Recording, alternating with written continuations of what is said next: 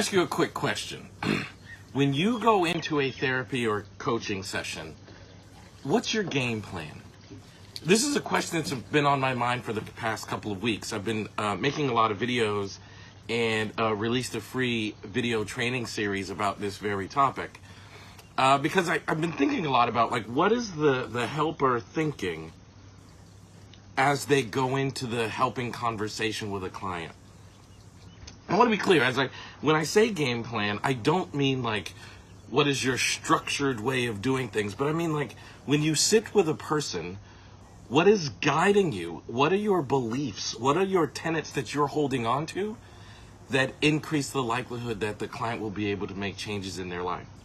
So for example, one of the things that I'm thinking is I really want to talk to the hero that lives inside of the client. I very much believe that there's a hero that lives inside of every single person. One of the reasons I have that belief is because we all know that there are problems that live inside of all people. Like, problems exist, and all of us are flawed in some way or another. So if we accept that we're not perfect, then we have to accept that we're not perfectly imperfect either, which means everybody has some flaw and everybody has some hero. And I go into every session dedicated to elicit responses from the internal hero of the client. Because I know the more the client can describe the presence of their desired future, the more they have to tap into their internal hero to make changes in their life. And the reason why in the past few weeks this has become more important to me, and a kind of different way of thinking and talking about it, is because I think a lot of therapists, like, we go into the session without being grounded on what our game plan is. So then when the session gets difficult, as they often do, we get stuck and we end up not doing the job as well as we think we could have and or should have, and it leads to us being burnt out and frustrated and struggling. So I want you to be very aware of what is your game plan. And again, I don't mean like what is your structured way of doing it, but I mean when you enter into the task of having a solution-focused conversation, what is it that is guiding you through that process?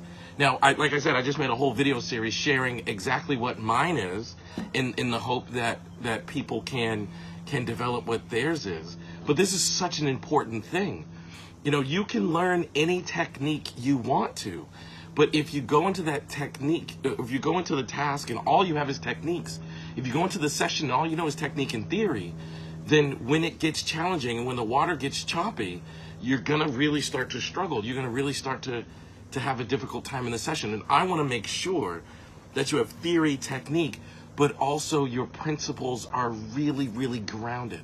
I want to make sure that your game plan is really, really strong. So no matter what the client brings up or no matter what happens in session, you continue on the task of being able to help that person. Because I don't think we owe it to our clients to be helpful when the process is easy or smooth. I think we owe it to be helpful to all of our clients. And the best way to do that is to know what our internal game plan is, what our internal principles are, and what's guiding us as people and what we're grounded in.